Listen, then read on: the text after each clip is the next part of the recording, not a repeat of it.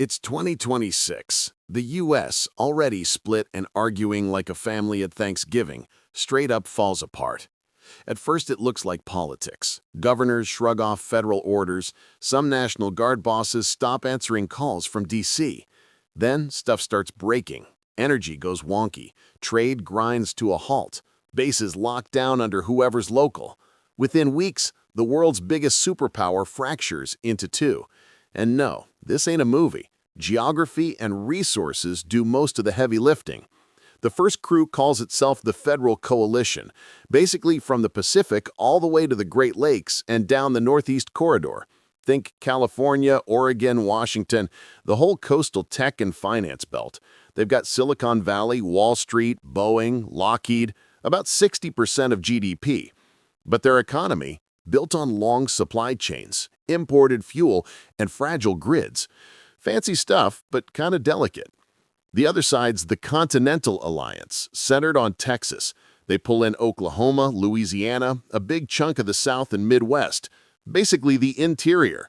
These folks control the oil fields, refineries, and half the farmland. Not as many tech bros, but they can run tanks and feed people for days on end. Two states sit out.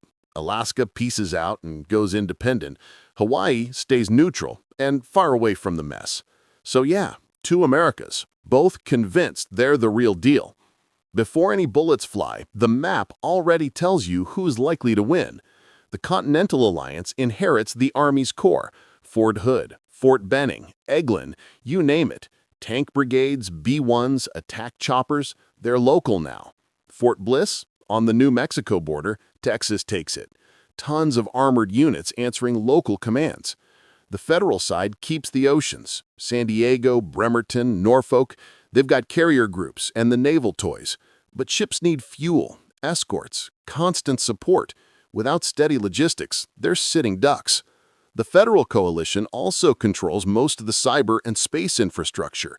NSA in Maryland, Space Command in Colorado, the big fiber and comm hubs. So they've got brains and satellites. The Continental Alliance got brawn and burners. This doesn't have to be about who shoots first. It's about who can keep stuff running. Overnight, North Carolina and Virginia are front lines. At Fort Bragg, something wild happens. The 82nd Airborne splits. Half of the officers go federal, half go continental. Messy as hell. Armored columns roll up I-95 towards D.C. and Philly, trying to grab the industrial corridor before it fully gears up. But cities slow tanks down. Suburbs, bridges, choke points. Drones turn whole neighborhoods into hellholes. In the Midwest, the Mississippi and Ohio become the main fight. Continental forces push east from Missouri and Texas to grab rail hubs and farms. Illinois and Ohio fortify bridges, destroy crossings, make every river a problem. Federal defenders even sink grain barges on purpose. Don't want supplies falling into enemy hands. Out west, California flies Marines and mountain troops east to guard the Colorado River. That river is the lifeline for the coast. Hoover Dam suddenly matters like never before. Lose it, and LA, San Diego, blackout. Continental forces try to push up through New Mexico and Colorado to choke the river, link up with Utah. Mountains turn every mile into a nightmare. But the real fight, it's the supply lines. Fuel is king.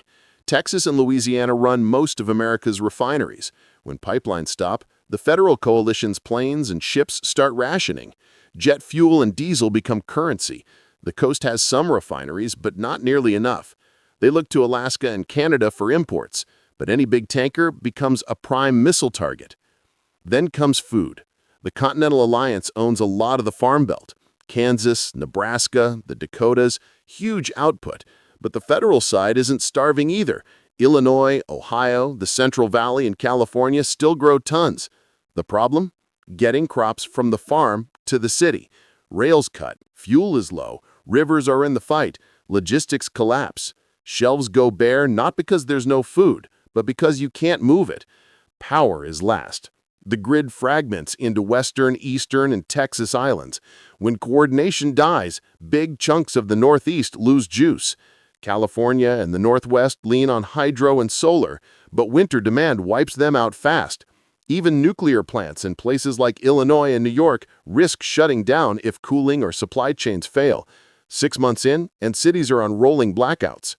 Cyber and space tech changed the game. Fort Meade and Cyber Command stay federal, but there are plenty of private engineers who go freelance or flip sides. First cyber attacks hit hospitals, grids, freight networks. Satellites glitch. People fall back to shortwave radios and whatever fiber still works. Within weeks, the internet splits. The federal side runs BlueNet, the continental side builds LowNet. Americans on opposite sides are looking at different screens, getting different facts. Welcome to Information War. And don't forget the armed citizens. There are roughly 400 million guns out there already. The Continental Alliance has higher private gun ownership. Parts of Texas, Alabama, Montana see 60 to 70% ownership. That's a hell of a militia pool. People with hunting or military experience ready to defend their turf. Urban states like New York and California are lower, maybe 15 to 25%, but that's still millions. Organizing folks, training them, that's a whole logistical headache, or a powder keg. By year 2, neither side's winning cleanly. The Continental Alliance is starving slower. They've got oil and farms, so their war machine keeps rolling. Tanks run, planes fly. The federal coalition has got tech, but not enough fuel and materials to keep everything humming. Grids strain, blackouts hit Chicago and Boston. LA turns off lights to save juice. Seattle and San Francisco see protests because shelves go blank and trucks stop showing up. The Mississippi becomes America's Iron Curtain. Southern Abrams units stay operational. Northern ones sit cold for lack of fuel. Winter makes things worse. Repair crews, machinists, welders, mechanics become more valuable than soldiers. By 2028, you're cannibalizing broken tanks to fix others, ripping electronics out of grounded jets to get one squadron flying. The fight's as much in workshops as on front lines. By mid-2029, it's a breaking point. 3 ways this ends.